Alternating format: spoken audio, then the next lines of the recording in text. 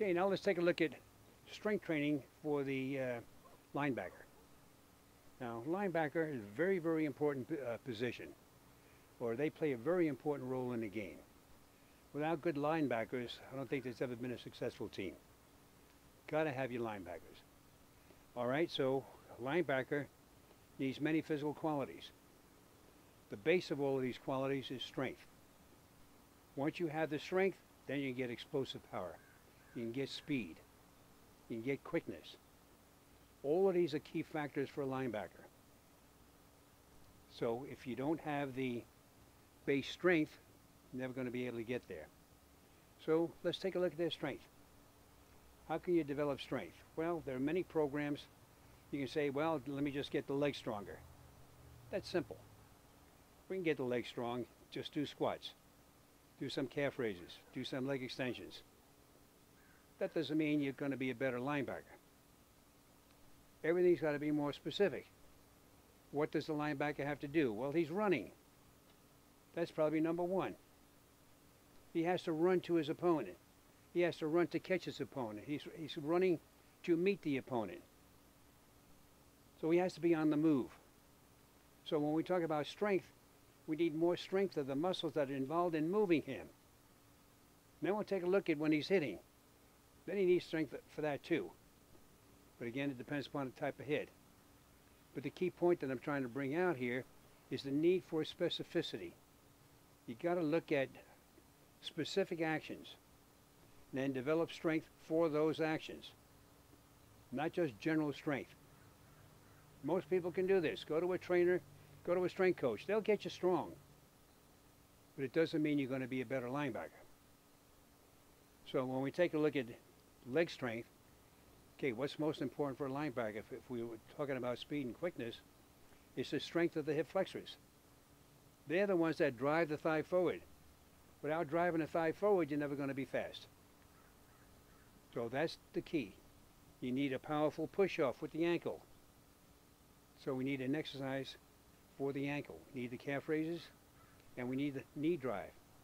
And I found that we need some active cords in order to do the knee drive.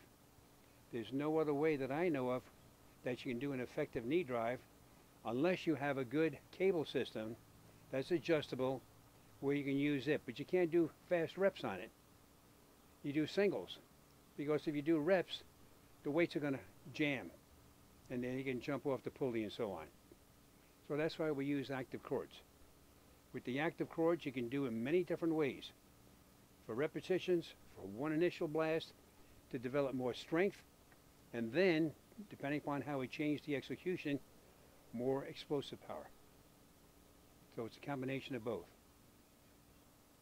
All right, so those are really the key elements right there. And I don't want to dwell too much on the other exercises, because I think most of these are known. The abdominal exercises, nothing brand new here, but the key exercises, again, are going to be the reverse sit-up and the reverse trunk twist. Now, the reverse trunk twist is usually overlooked.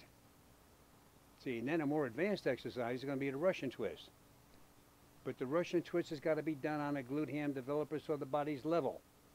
You don't do the Russian twist sitting on a ball. That does not cut it. Forget about those exercises. They're a waste of your time. Might even hurt you at the same time. See, and then of course you need a very strong back. You got to impart the strength of your legs to the arms. And if you don't have a strong midsection, it's not going to work. And it's not the abdominals that are going to give you that rigidity of the waist or midsection that you need. It's the lower back muscles. They're the ones that hold your spine together. They're the ones that are going to keep that rigid foundation. So now you can execute a tackle and really hit your opponent as hard as you want. And it'll be no problem.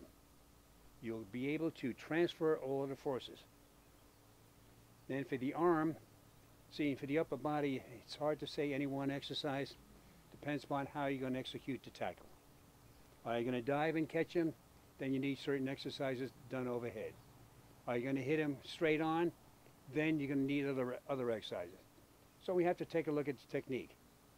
Once you see the technique, then you kind of model the strength exercise after the technique, so it's kind of similar to it. But if we do an analysis, or like when I do my analysis, we can find out exactly where you need it. Let's take a look at how the linebacker does execute those tackles. See, and then we can come up with these specific exercises for that action. Okay, so again, remember, the key is develop the muscle specific to the actions. Most important is that knee drive and ankle extension. Those are your two key movements, both for your cutting actions as well as driving straight in front. And once you have those, then the abdominals and lower back strengthening, and then into the upper body. That will vary depending upon your technique. So those are the key elements. You work on them, you're going to be a heck of a lot better linebacker.